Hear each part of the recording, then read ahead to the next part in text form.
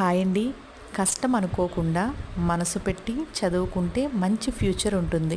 మరి చదువు లేని వాళ్ళు కష్టపడితే ఫలితం ఉంటుంది.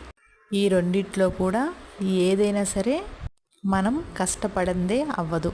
అలా అనుకొని ఒకటి కాకపోతే ఇంకోటి ఉంది కదా అని వదిలేయకూడదు.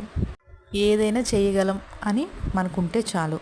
చదువు ఒకటి వచ్చేస్తే మనకి సెటిల్ అయిపోద్దా ఫ్యూచరు? కాదుగా.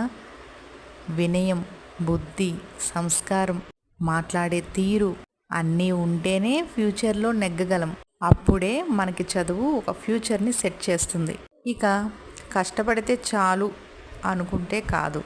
అందులో కూడా మనం ఇంకొకరితో మాట్లాడే తీరు, పద్ధతి, వినయం, విధేయత ఇవన్నీ ఉంటేనే నలుగురిలో కష్టపడి పనిచేయగలం.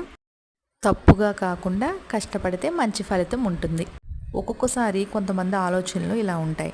మనకన్నా కొంచెం పై స్థాయి వాళ్ళని చూసి అబ్బా వాళ్ళు ఎంత బాగున్నారు, కానీ వాళ్ళు ఎంత కష్టపడితే ఆ స్థాయిలో ఉన్నారో, అసలు వాళ్ళకి ఇంకేం సమస్యలు ఉన్నాయో ఇవన్నీ మనకు తెలియదు కదండి. కంటి చూపుతో చూసి మనం ఏది కూడా అనుకోలేము. ఒకరి కోసం అనుకోకుండా మనం మన పని చేసుకుంటే మంచిదని నా ఉద్దేశం. మనం వెళ్ళే దారి కరెక్ట్గా ఉంటే ఎవ్వరు కూడా మనల్ని అనడానికి సరిపోరు. అయితే ఫుడ్ టాపిక్ అయితే వచ్చేద్దాం.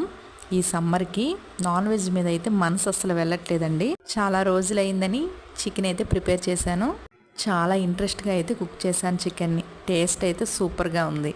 మన లైఫ్ని మనకున్న దాంట్లోనే హ్యాపీగా గడిపేద్దాం. కష్టంగా ఉన్నా తప్పదు, ఇష్టంగా మార్చుకోవాల్సిందే. హ్యాపీ